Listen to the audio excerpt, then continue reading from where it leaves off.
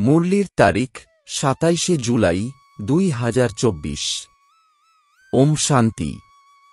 মধুবন থেকে বাপদাদা বলছেন, মিষ্টি বাচ্চারা, তোমাদের শরীর থেকে আলাদা হয়ে বাবার কাছে যেতে হবে। শরীর সহ বাবা নিয়ে যাবেন না, সুতরাং শরীরকে ভুলে গিয়ে আত্মাকে দেখো। প্রশ্ন: তোমরা বাচ্চারা নিজেদের আয়ু যোগবলের দ্বারা বৃদ্ধি করার পুরুষার্থ কেন করছ? উত্তর: কেননা তোমাদের এটাই ইচ্ছে যে এই জন্মেই আমরা বাবার কাছ থেকে সবকিছু শিখব, সবকিছু জানব। সেই জন্যই তোমরা যোগবলের দ্বারা নিজেদের আয়ু বৃদ্ধি করার পুরুষার্থ করছ। শুধুমাত্র এই সময়ই তোমরা বাবার কাছ থেকে স্নেহ পাও। এমন স্নেহ সারা কল্পেও আর প্রাপ্ত হবে না। যারা শরীর ত্যাগ করে চলে গেছে তাদের জন্য বলা হবে ড্রামা, তাদের পাঠ এইটুকুই ছিল। ওম শান্তি। বাচ্চারা জন্মজন্মান্তর ধরে অন্যান্য সৎসঙ্গে গেছ, এখন এখানেও এসেছ। বাস্তবে একেই বলা হয় প্রকৃত সৎসঙ্গ। এই সৎসঙ্গই তোমাদের বিষয়ের সাগর থেকে পার করবে। বাচ্চাদের অন্তরে আসে, আমরা ভক্তি মার্গেও সৎসঙ্গে গিয়েছিলাম, আবার এখানেও বসে আছি। এর মধ্যে রাত দিনের পার্থক্য অনুভব করতে পারে। এখানে সর্বপ্রথম তো বাবার স্নেহ প্রাপ্ত হয়, তারপর বাবাও বাচ্চাদের ভালোবাসা পান। এখন এই জন্যে তোমরা পরিবর্তন হচ্ছ।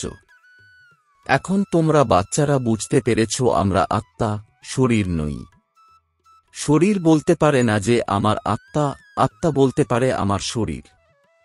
এখন বাচ্চারা বুঝেছে যে জন্মজন্মান্তর সাধু, সন্ত, মহাত্মা ইত্যাদিদের সঙ্গ করে এসেছি। আজকাল তো ফ্যাশন হয়ে গেছে সাই বাবা, মেহর বাবা, ওরা তো সব শরীরধারী। শরীরধারীর ভালোবাসায় কোনো সুখ প্রাপ্তি হয় না। এখন বাচ্চারা তোমাদের হল আত্মিক ভালোবাসা। রাত দিনের পার্থক্য এখানে তোমরা বুঝতে পারছ, যেখানে ভক্তি মার্গে সম্পূর্ণ অজ্ঞানতা ছিল। তোমরা এখন বুঝতে পেরেছি যে বাবা এসে আমাদেরকে ঈশ্বরীয় পাঠ পড়াচ্ছেন। উনি হলেন সকলের পিতা। তোমরা সব নারী এবং পুরুষ নিজেদের আত্মা বলে স্বীকার করেছ। বাবা ডেকে বলেন, ওহে বাচ্চারা। বাচ্চারাও প্রত্যুত্তর করে। এ হল বাবা আর তাঁর বাচ্চাদের মিলন। বাচ্চারা জানে বাবা আর বাচ্চাদের আত্মা আর পরমাত্মার মিলন একবারই হয়ে থাকে। বাচ্চারা বাবা বাবা করতে থাকে। বাবা শব্দটি খুব মিষ্টি। বাবা বলার সাথে সাথেই অবিনাশী উত্তরাধিকারের কথা স্মরণে আসে। তোমরা তো ছোট নও। বাচ্চারা তাদের বাবাকে দ্রুত বুঝতে পারে, বাবার কাছ থেকে কোন অবিনাশী উত্তরাধিকার প্রাপ্ত হয়। সেটা তো ছোট বাচ্চারা বুঝতে পারবে না। এখানে তোমরা জানো যে আমরা বাবার কাছে এসেছি। বাবা ডেকে বলেন, ওহে বাচ্চারা। সুতরাং এর মধ্যে সব বাচ্চারাই এসে যায়। সব আত্মারাই পরমধাম গৃহ থেকে এখানে আসে পার্ট প্লে করতে। কে কখন পার্ট প্লে করতে আসে তাও বুদ্ধিতে আছে। সবার সেকশন আলাদা আলাদা, যেখান থেকে আত্মারা আসে। তারপর একদম অন্তিমে সবাই নিজ নিজ সেকশনে চলে যায়। এটাও ড্রামাতে নির্ধারিত। বাবা কাউকে পাঠান না। স্বয়ংক্রিয়ভাবেই এই ড্রামা তৈরি হয়েছে। প্রত্যেকেই নিজের নিজের ধর্মে প্রবেশ করতে থাকে। বুদ্ধের ধর্ম স্থাপনা না হওয়া পর্যন্ত কেউ ওই ধর্মে প্রবেশ করতে পারবে না। সর্বপ্রথম সূর্য বংশীচন্দ্রবংশীরাই আসে।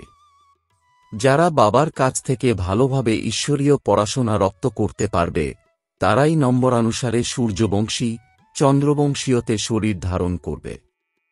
ওখানে বিকারের কোনো প্রশ্নই নেই। যোগবল দ্বারা আত্মা এসে গর্ভে প্রবেশ করে। যোগ দ্বারাই বুঝতে পারবে যে আমার আত্মা ওই শরীরে প্রবেশ করবে।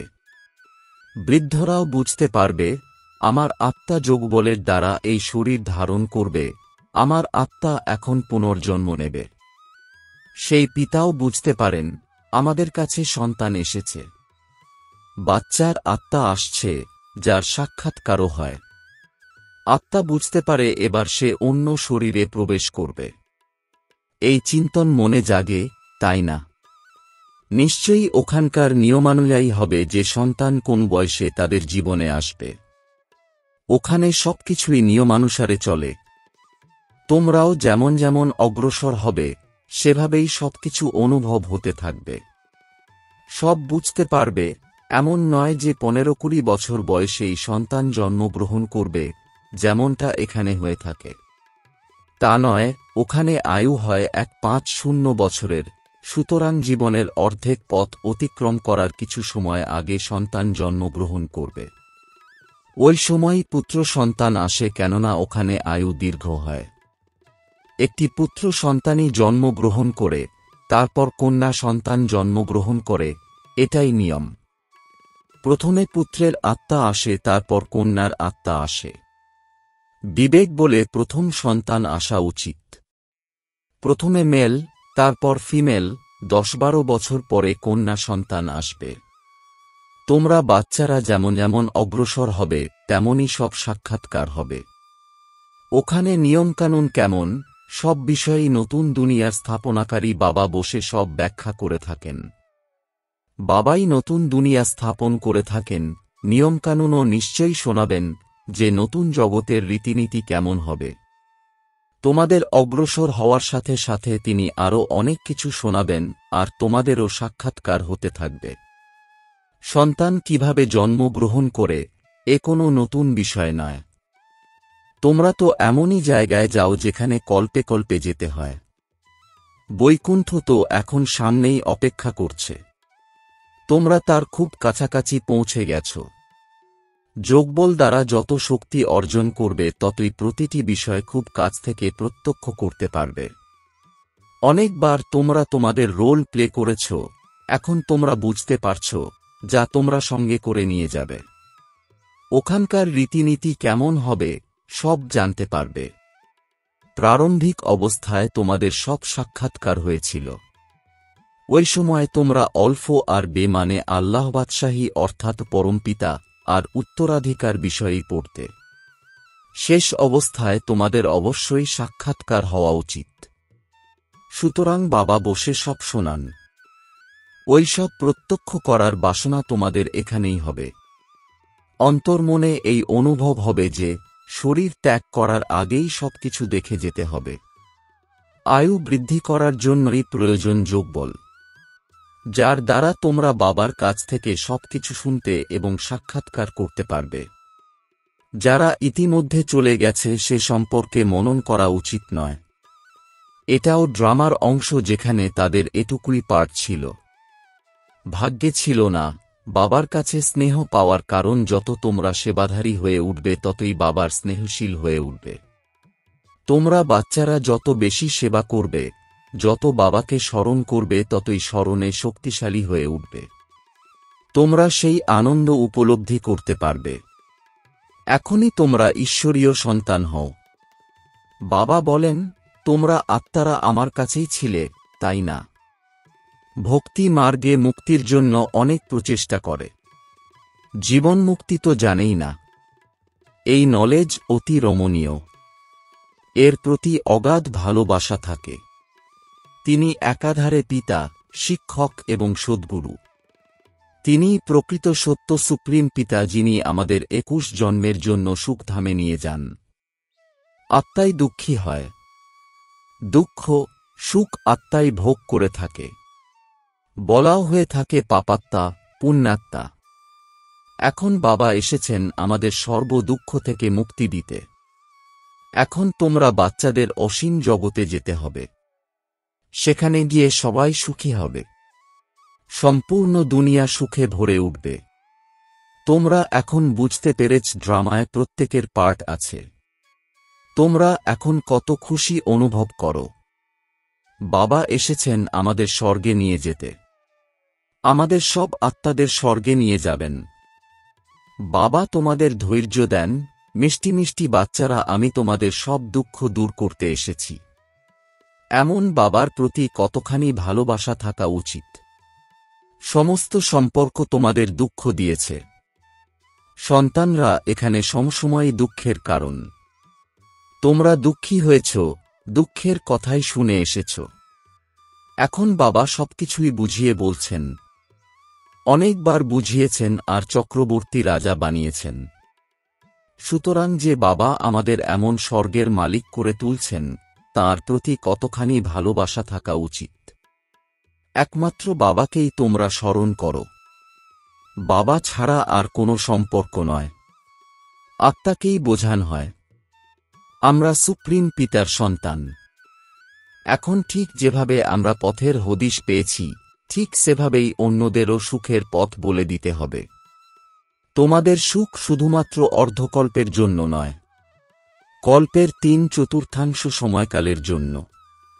তোমাদের কাছেও কেউ কেউ আত্মসমর্পণ করবে, কেননা তোমরা তাদের কাছে বাবার বার্তা পৌঁছে দিয়ে তাদের দুঃখ দূর করে থাক। তোমরা বুঝতে পেরেছ ব্রহ্মা বাবাও এই নলেজ সুপ্রিম পিতার কাছ থেকেই প্রাপ্ত করেছেন। তারপর ব্রহ্মা বাবাই আমাদের কাছে সেই বার্তা পৌঁছে দিয়ে থাকেন, আমরাও তারপর অন্যদের কাছে বার্তা পৌঁছে দিই। বাবার পরিচয় দিয়ে সব বাচ্চাদের অজ্ঞানতার নিদ্রা থেকে জাগিয়ে তুলি। ভক্তিকেই অজ্ঞানতা বলা হয়। জ্ঞান আর ভক্তি আলাদা আলাদা। জ্ঞানের সাগর বাবা এখন তোমরা বাচ্চাদের জ্ঞান প্রদান করছেন। তোমাদের অন্তর্মনে অনুভব হয় বাবা প্রতি 5000 বছর পরে এসে আমাদের জাগান। আমাদের দ্বীপ অর্থাৎ আত্মা, যার মধ্যে সামান্য ঘৃত এখনও অবশিষ্ট আছে, বাবা এসে পুনরায় তার মধ্যে জ্ঞানের ঘৃত অর্পণ করে তাকে আবার প্রজ্জ্বলিত করে তোলেন। যখন বাবাকে স্মরণ করো তখনই সেই দ্বীপ প্রজ্জ্বলিত হয়ে ওঠে। আত্মার মধ্যে যে মরচে পড়েছে তা বাবাকে স্মরণের মাধ্যমেই মিটবে। এর মধ্যেও মায়ার লড়াই চলে, অর্থাৎ বিঘ্ন দেখা দেয়। মায়া প্রতি মুহূর্তে ভুল করিয়ে দেয়, যার ফলে মরচে সরে যাওয়ার পরিবর্তে আরও চেপে বসে। যতটুকু মরচে যাওয়া মিটেছিল মায়ার প্রভাবে আরও চেপে বসে।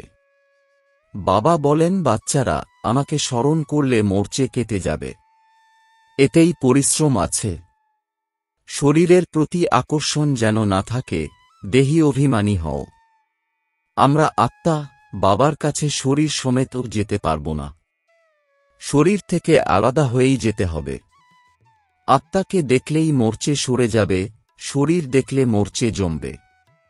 কখনো উত্তরণ, কখনো বা অবতরণ এই চলতে থাকে।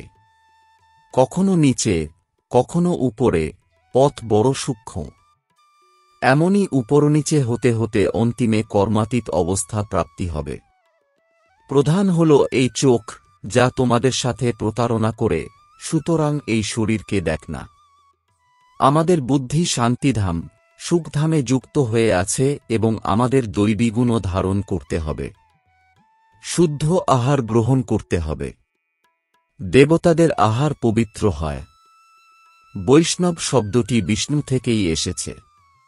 দেবতারা কখনো অপবিত্র জিনিস খাদ্য হিসেবে গ্রহণ করে না।